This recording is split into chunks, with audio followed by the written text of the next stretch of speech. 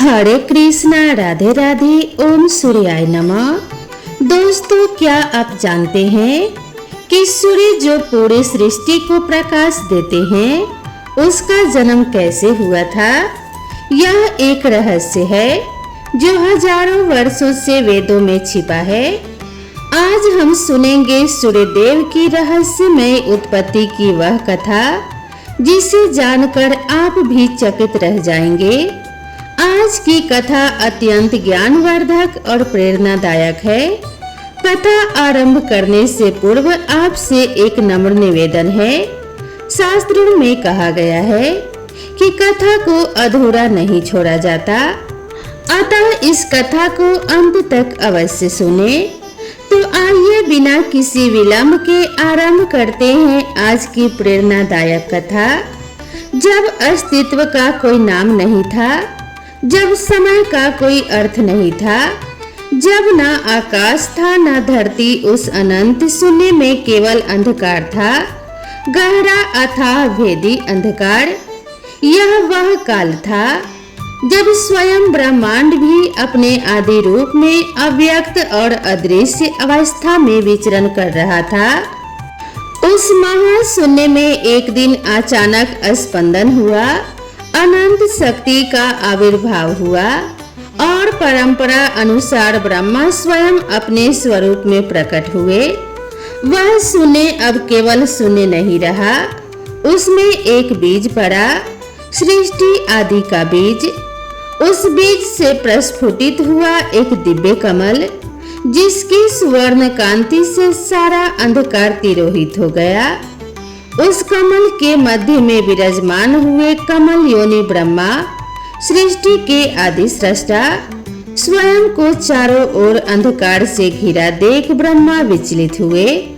उन्होंने अपना स्वरूप प्रकाशित किया, किंतु उनका प्रकाश उस अनंत अंधकार को भेदने में असमर्थ रहा। तब उनके मुख से अनायास ही प्रथम शब्द उच्चारित हुआ, ओम। यह केवल एक शब्द नहीं था, यह प्रकाश का तेज था, सूक्ष्म ऊर्जा का स्वरूप था। मैं सबका आदि हूँ, अंत हूँ, मुझ में ही सृष्टि का बीज निहित है। लेकिन इस अंधकार में मेरी सृष्टि कैसे विकसित होगी? ब्रह्मा ने विचार किया। उनके इसी विचार से एक अद्भुत घटना घटित हुई। उनके द्वारा उच्चारित ओम का शब्द अचानक एक ज्योति पुंज में परिवर्तित हो गया और इस प्रकाश में एक दिव्य आकृति प्रकट हुई, तेजस्वी देदीप्यमान स्वर्णिम। वह आकृति ब्रह्मा के चारों ओर प्रदक्षिणा करने लगी और जैसे जैसे वह घूमती गई, अंधकार पीछे हटता गया।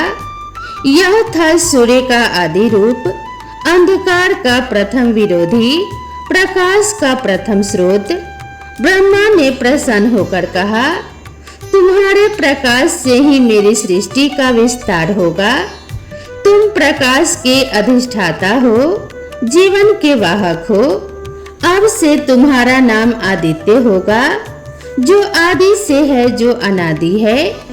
उस ज्योतिर्मय पुरुष ने नतमस्तक होकर कहा, मैं आपका सेवक हूँ प्रभु, आपके आदेश का पालन करना ही मेरा कर्तव्य है।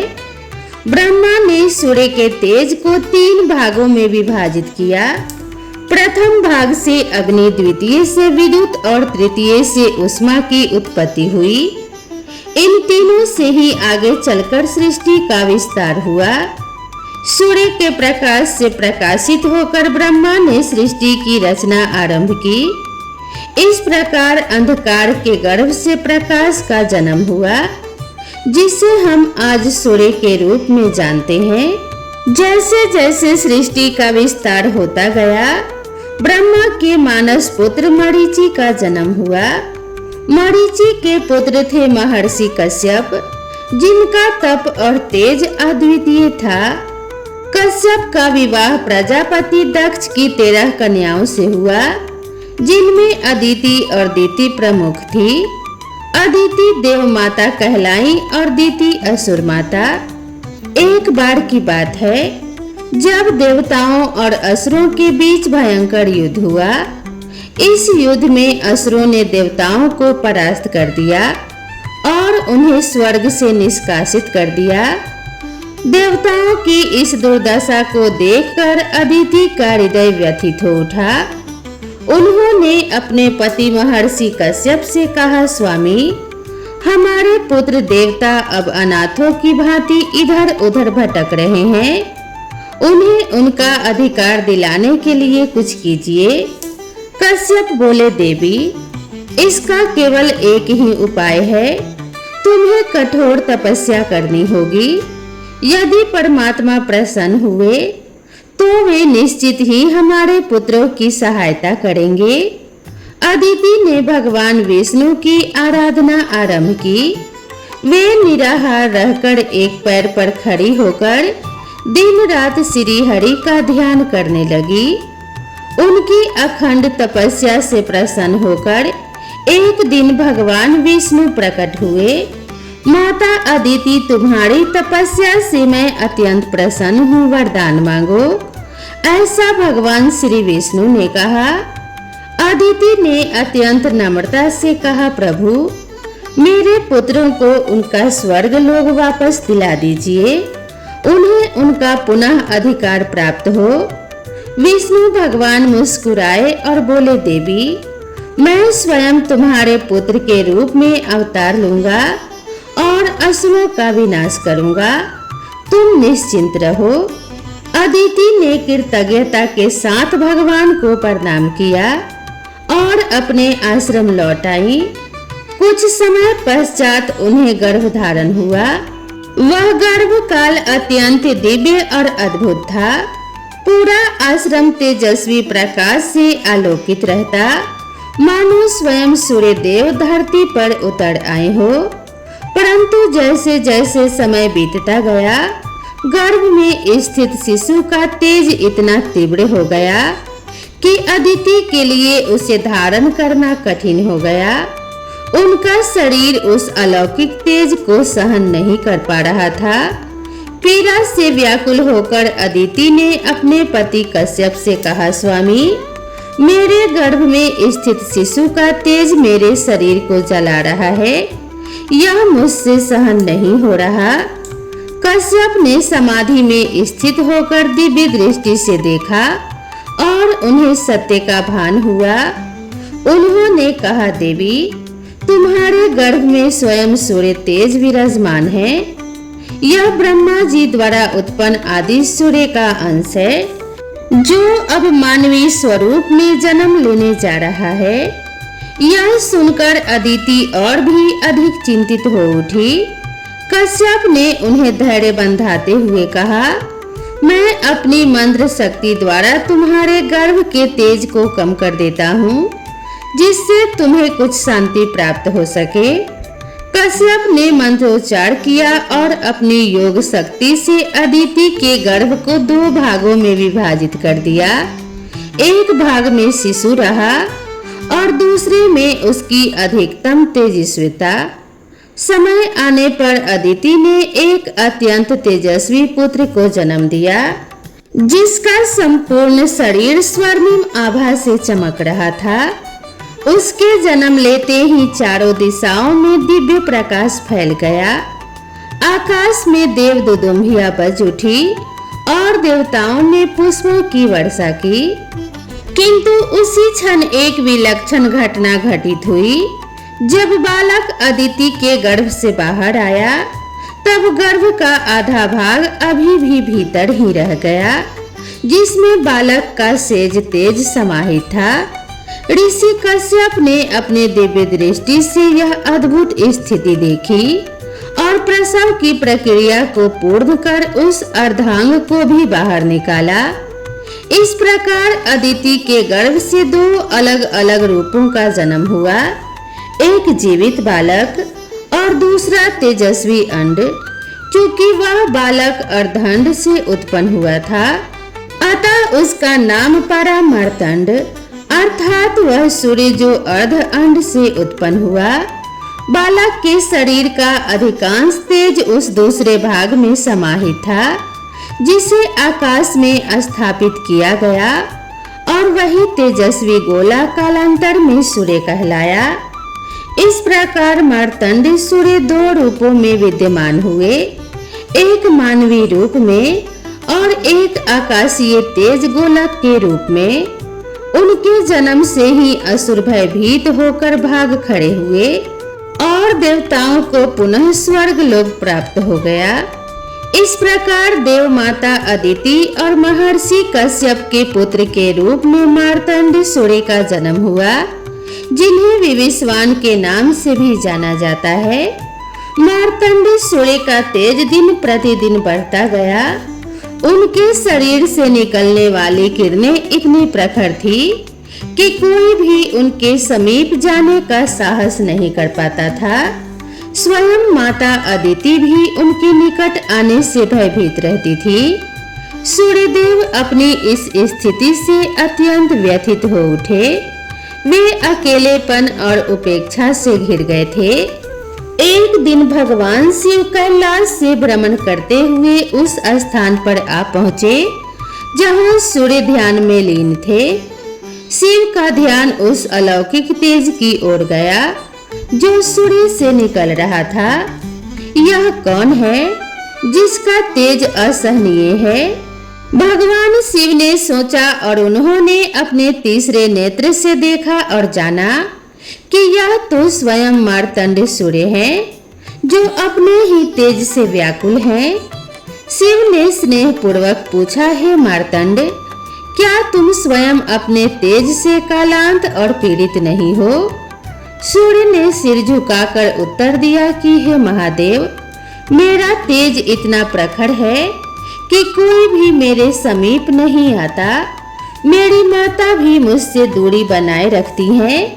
मैं इस स्थिति से अत्यंत दुखी हूँ।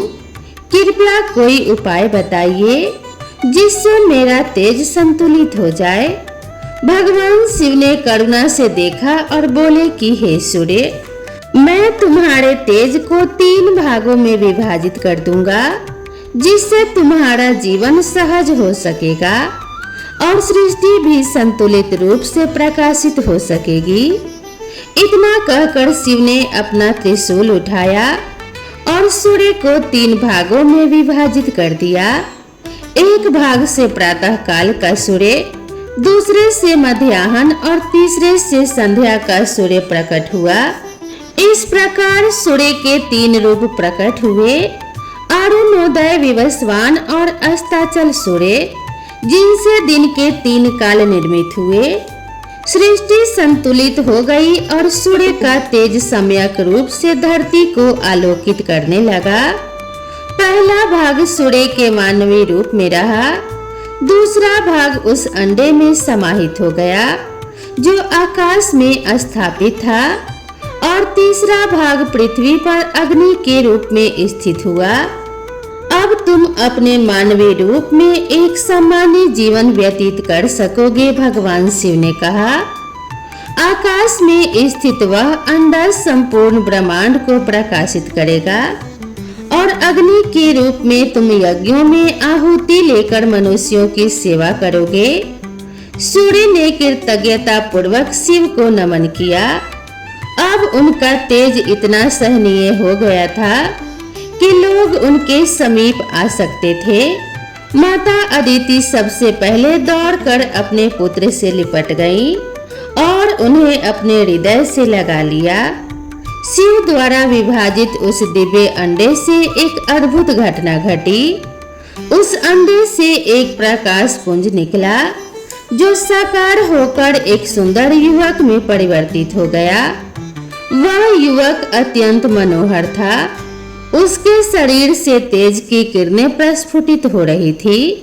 यही था विवेशवान सूर्य का दिव्य प्रतिरूप, जो आकाश में स्वर्णिम रथ पर सवार होकर समस्त ब्रह्मांड को प्रकाश देने लगा। आकाश में स्थित सूर्य और पृथ्वी पर विचरण करने वाले मार्तंड दोनों एक ही आत्मा के 2 भिन्न स्वरूप थे। मार्तंड सूर्य अब सामान्य जीवन जीने लगे, जबकि आकाशीय सूर्य अपने रथ पर सवार होकर प्रतिदिन पूर्व से पश्चिम की यात्रा करने लगे, जिससे दिन और रात का चक्र आरंभ हुआ।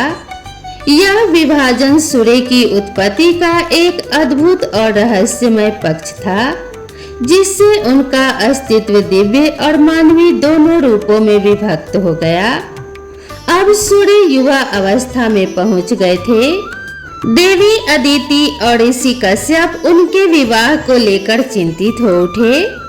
उसी समय त्रिलोक में प्रसिद्ध देवी संज्ञा देव शिल्पी विश्वकर्मा की पुत्री अपने तेज और सौंदर्य के लिए जानी जाती थी।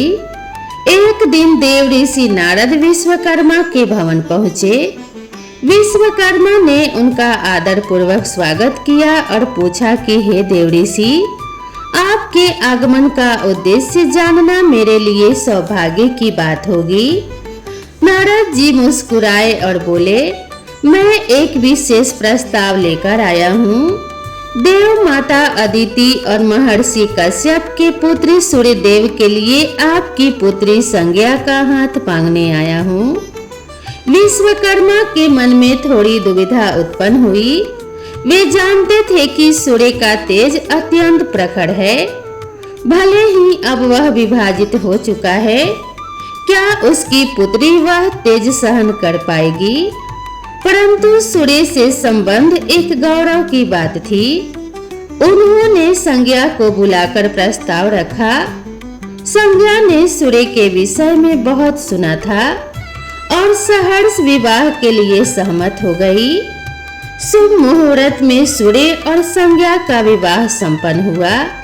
देवताओं ने आकाश से पुष्प वर्षा की, इंद्र ने स्वागत की व्यवस्था की, अग्नि देव ने वेदी सजाई, मरुद्रन पवन का संचालन कर रहे थे और अप्सराएं नृत्य कर रही थी। विवाह के बाद संज्ञा सूर्य के साथ अपने नवगृह पहुंची। सूर्य ने उसे प्रेम पूर्वक अपनाया और उसका हर प्रकार से ध्यान रखा। समय बीतने के साथ संज्ञा ने 3 संतानों को जन्म दिया। वैवस्वत मनु यमी जुड़वा संतान और अश्विनी कुमार। यह परिवार सुखी था, लेकिन एक समस्या धीरे धीरे उभरने लगी। सूर्य का तेज अभी भी इतना प्रखर था कि संज्ञा को उनका साथ सहन नहीं हो पा रहा था। उनके शरीर की आभा आंखों को चुभती थी, उनका स्पर्श जलन देता था।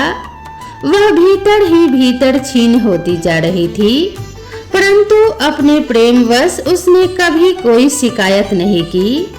अंततः एक दिन उसने निर्णय लिया, मैं अपने स्थान पर अपनी छाया को रखकर तपस्या करने जाऊंगी, जिससे मैं सूर्य के तेज को सहन करने योग्य बन सकूं।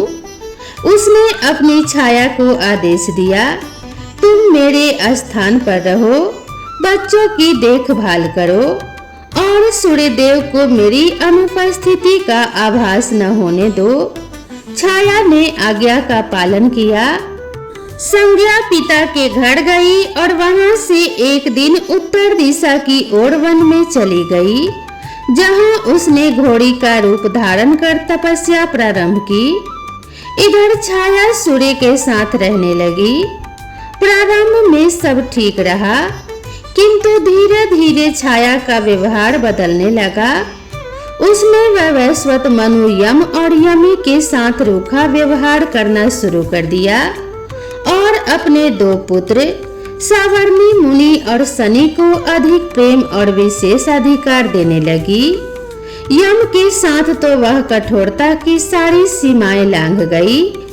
एक दिन क्रोधित यम ने छाया को पैर से झटक दिया, जिससे क्रुद्ध होकर छाया ने उसे श्राप दिया, तुम्हारा पैर सड़ जाएगा। यह सुन यम भयभीत हो गए और सूर्य के पास पहुंचकर बोले, पिता श्री, मैंने माता का अपमान नहीं किया था, फिर भी उन्होंने मुझे ऐसा भयंकर श्राप दे दिया। क्या माता अपने पुत्र को ऐसा श्राप देती है? सूर्य चिंतित हुए और उन्होंने अपने दिव्य दृष्टि से संपूर्ण ब्रह्मांड का अवलोकन किया। उन्हें सच्चाई का पता चल गया। वे छाया के पास आए और उससे सत्य पूछने लगे। भयभीत छाया ने सारी बात स्वीकार कर ली। संज्ञा की पीड़ा, उसका वनगमन और छाया के रूप में स्वयं रहने की बात। सूर्य यम को सांत्वना देते हुए बोले, पुत्र, तुम्हारा पैर नहीं सड़ेगा, किंतु उसमें कीड़े पड़ेंगे और उसी से मानव जाति उत्पन्न होगी। तुम मृत्यु के देवता बनोगे और जीवों का न्याय करोगे। फिर सूर्य संज्ञा की खोज में चल पड़े। वे विश्वकर्मा के पास पहुँचे, जिन्होंने बताया कि संज्ञा उत्तर दिशा में तप कर रही है। सूर्य ने भी घोड़े का रूप धारण किया और उत्तर दिशा की ओर चल पड़े। हिमालय की एक घाटी में उन्हें तपस्या करती घोड़ी रूपी संज्ञा दिखाई दी। संज्ञा उन्हें देख भागने लगी। सूर्य भी पीछे दौड़े। दोनों एक दूसरे के चारों ओर चक्कर काटने लगे और उसी समय उनके संयोग से अश्विनी कुमार द्वितीय का जन्म हुआ। अंततः सूर्य ने अपना रूप प्रकट किया। संज्ञा उनके चरणों में गिर पड़ी और क्षमा मांगने लगी। सूर्य ने उसे उठाया और कहा, तुमने मुझसे अपनी व्यथा क्यों नहीं कही? संज्ञा ने आंसुओं के साथ उत्तर दिया, स्वामी, मैं आपको दुखी नहीं करना चाहती थी। सूर्य उसे लेकर विश्वकर्मा के पास गए और आग्रह किया कि हे देवशिल्पी, मेरा तेज कम कर दीजिए, जिससे मेरी पत्नी मेरे साथ रह सके। विश्वकर्मा ने एक खरादी पर सूर्य को रखकर उनका तेज रगड़कर कम किया। जैसे जैसे तेज कम हुआ, सूर्य का रूप और सौम्य होता गया। उसी तेज की धूल से देवताओं के दिव्य अस्त्र शस्त्र बनाए गए। विष्णु का सुदर्शन चक्र, शिव का त्रिशूल, कुबेर की गदा, कार्तिकेय का शक्ति अस्त्र और पुष्पक विमान, यह सब देखकर संज्ञा भाव विभोर हो उठी। अब वह सूर्य के साथ सुख पूर्वक रहने लगी। विश्वकर्मा ने सूर्य को एक दिव्य रथ भेंट किया, जिसमें 7 घोड़े जुड़े थे। 7 घोड़े 7 छंदों के प्रतीक थे और उसका सारथी बनाया गया अरुण संज्ञा का भाई। छाया को भी क्षमा कर घर में सम्मानजनक स्थान दिया गया। यम धर्मराज बने। वैवस्वत मनु ने पृथ्वी पर मानव सभ्यता की नींव रखी। अश्विनी कुमार देवताओं के वैद्य बने। सावर्णी मनु भविष्य के मनवंतर के अधिपति बने और शनि एक ग्रह के रूप में प्रतिष्ठित हुए। काल चक्र चलता रहा। सूर्य प्रतिदिन अपने स्वर्णिम रथ पर सवार होकर पूरब से पश्चिम की यात्रा करते रहे, जिससे दिन रात्रि का संचालन हुआ। एक दिन संज्ञा ने सूर्य से पूछा, स्वामी, क्या आप थकते नहीं? आप यह यात्रा क्यों निरंतर करते हैं? सूर्य ने गंभीरता से उत्तर दिया, प्रिय, जब तक यह सृष्टि है, मेरा कर्तव्य चलता रहेगा। मेरे रुकने से जीवन रुक जाएगा। संज्ञा ने उनके त्याग और निष्ठा को नमन किया। महर्षि व्यास ने सूर्य से ज्ञान मांगा। पाणिनि ने व्याकरण और कई ऋषियों ने उनसे विद्याएं प्राप्त की। श्री कृष्ण ने स्वयं अर्जुन से कहा, प्रकृति के इस महान ज्योति स्वरूप को मैं अपनी योग माया से संचालित करता हूँ। सूर्य का तेज ही जीवन है। एक श्लोक में कहा गया है, आदित्यस्य नमस्कारम ये कुर्वन्ति दिने दिने जन्मांतर सहस्रेषु दरिद्रम नोपजायते। अर्थात जो प्रतिदिन सूर्य को नमस्कार करता है, वह हजारों जन्मों तक दरिद्र नहीं होता। यह कथा केवल सूर्य की नहीं, बल्कि त्याग, प्रेम, तप और कर्तव्य की वह महागाथा है जो सृष्टि को जीवन देती है। प्रेम से बोलिए जय श्री हरि विष्णु, ओम सूर्याय नमः। ऐसे ही रोचक और आध्यात्मिक कथाओं के लिए मेरे चैनल को सब्सक्राइब कर लें और वीडियो पसंद आई हो तो वीडियो को एक लाइक जरूर करें और प्रेम से बोलिए महाराज सूर्य नारायण की जय। सूर्य देव की कृपा अब सभी भक्तों पर सदा सर्वदा बनी रहे। इसी मंगल कामना के साथ आप सभी से विदा लेते हैं। मिलते हैं इसी तरह की नई कथा और नई कहानी के साथ। तब तक के लिए राधे राधे।